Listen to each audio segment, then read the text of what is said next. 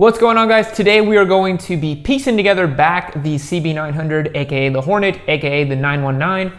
Don't know why Honda named this thing so many different names. Piecing together that back, the CCT, the actual cam chain itself, the cams, putting back the radiator, putting oil in it, putting coolant in it, swapping out the throttle cable so that we can actually get this thing started, make sure it's all running correctly, and we are hopefully painting the wheels today as well. So, if you haven't yet, please check out the Patreon below. Check the link in the description. Like and subscribe to stay up to date on this. Probably gonna be doing quite a few more episodes on this bike. Lots more to do on it. So let's get started.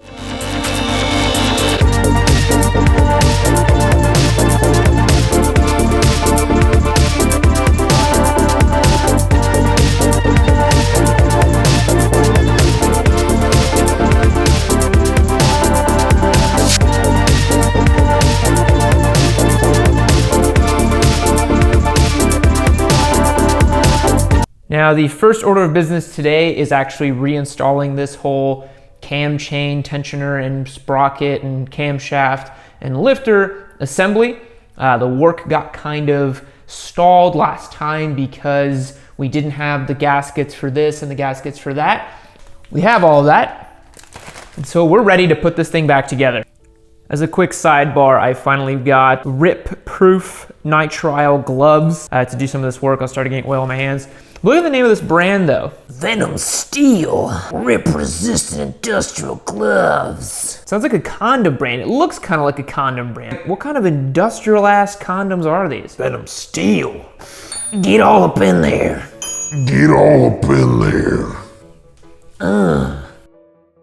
Quick status update. I've been at work on the bike for about an hour and a half now. A lot of that was super intense, focused on the cam chain and sprockets and all that. Wanted to film it for you guys, but at the same time, like, I wanted to be super duper focused because this is really a critical component of the motorcycle. If you screw anything up on this, it could be catastrophic for the engine. So let's walk through exactly what we did. So the whole impetus of what we're doing here is we had a rattle in the cam chain. As I mentioned in the other episode, the cam chain is the thing that moves from the central crank right here up to the camshafts. Those are the sprockets that attach to the camshafts. So we had to go in and swap out the chain, and we had to swap out this lifter system right here as well. Because what that does is pushes up against the cam chain and gives it tension.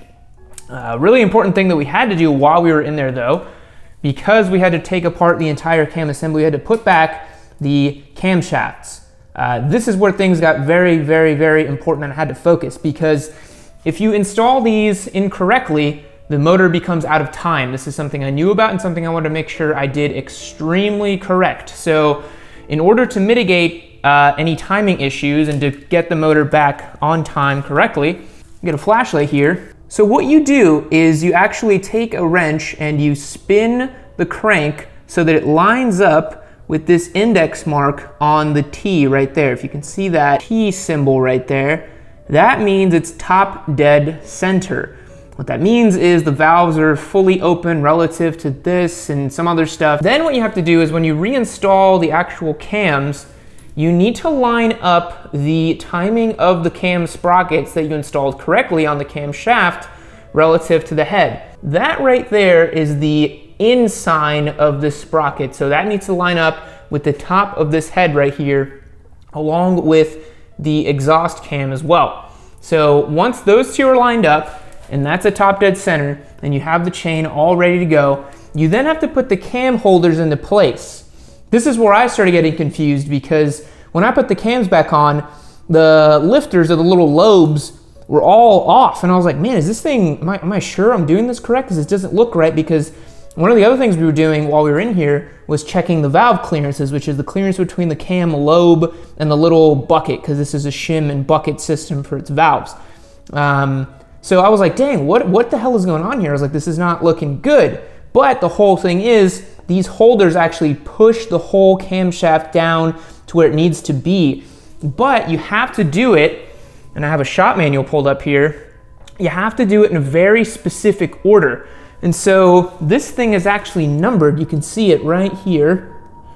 See how it says 4, 3, 9, 10. you go through and according to your shop manual, tighten them sort of one by one in a crisscross pattern, like half turn each.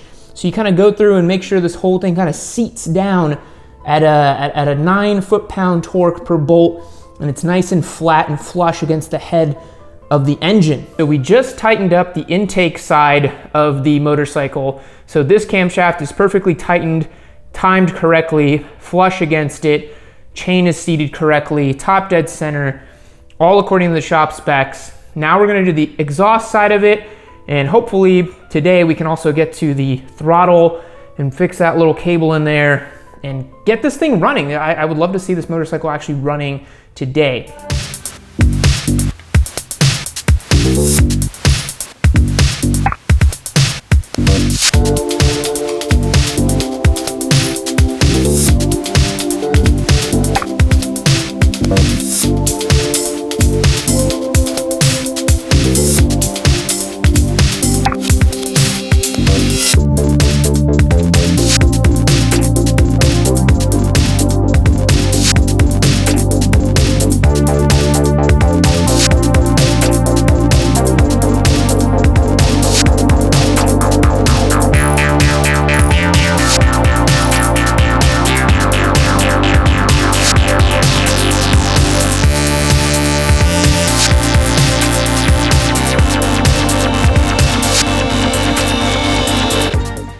Quick status update, we have new alternator cover on, or from this old crappy one, valve cover back on, and coils back in. What we're doing now, taking the headlight apart because one of the switches from here runs into there, and we're swapping that whole thing out because we're trying to get a new throttle put on because we're trying to get this engine started to keep moving with everything.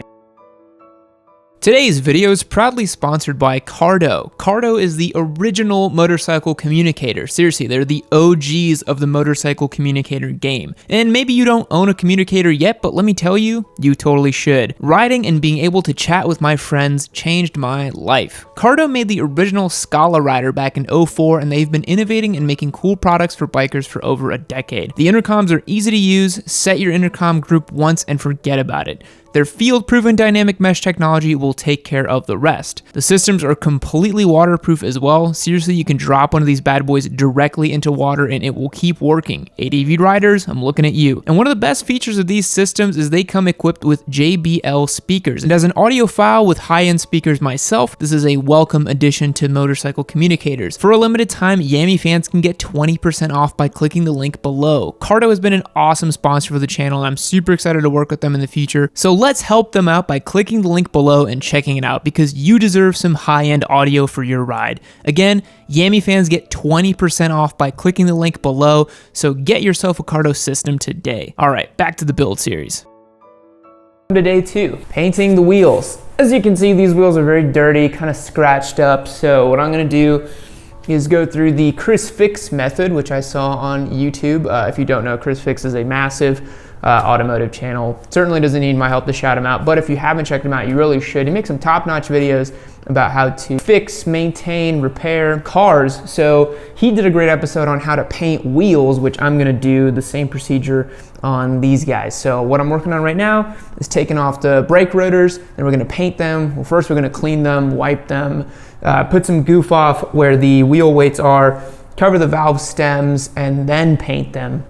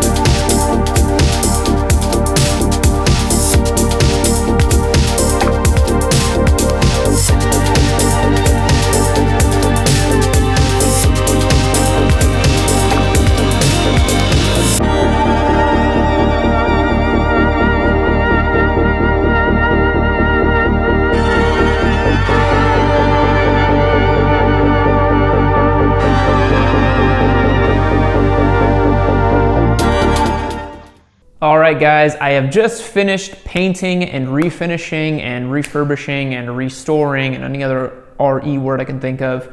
The wheels on the CB900, super excited with how they came out. They came out better than I could have ever imagined. So next thing we're coming up on is the new tires. So you're gonna see a little bit of overspray on these wheels, but that's okay because we're swapping on new tires, so they're gonna pop off anyway, so I'm not too concerned. But take a look. Look at how good that looks. One of the big things you'll notice is the brakes are now fully clean, which makes a big difference, adds a little pop and contrast to it. Really nice finish, honestly. You know, it's not perfect. I am really stoked with the results. Pretty impressed with the finish out of the wheel and tire combo. It is by no means perfect, I will give that to you, but I think overall a massive improvement to what it used to be. So that was the big thing we did today. And as I mentioned previously yesterday, the big ticket item was getting this motor put back together. So if you remember, we did the cam chains and the cams, the sprockets, the valves, and all that good stuff. Everything is tightened back up to spec. I'm still waiting on to put the radiator back in place. The thing that has me kind of stalled right now is this little pretty. So what we're doing with that is routing the new throttle cables and the new throttle assembly, because we have a new one of those with the new throttle cable. Really cool. But that's gonna be a big job because I have to lift the old gas tank off and get access to the throttle cables and all that. And it's loose and drained right now. There's no fluids in it. I did that last night, so not a huge job to pop this thing off, but I'm pretty sure I'm going to get this off and get it wrapped and painted and all that, because it is pretty ratty, as you can tell. We removed the front headlight assembly here. We've got the new headlight ready to go over here. So if you see this right here, this is a 3-pin plug that I thought that the new headlight needed to be a custom job, so when I put this off, I went ahead and cut the wires. I was like, oh, I'll just solder them on the new one. Unfortunately, it does have the connectors ready to go. So I have to do a little bit of wizardry and finagling and get that back on over there. Tons more left to do, honestly. I swear every weekend, I'm like, the Hornet's gonna run, the Hornet's gonna run, but I'm always just like one step away from it running. So we still need to put on the new chain, the new rear sprocket, the new front sprocket.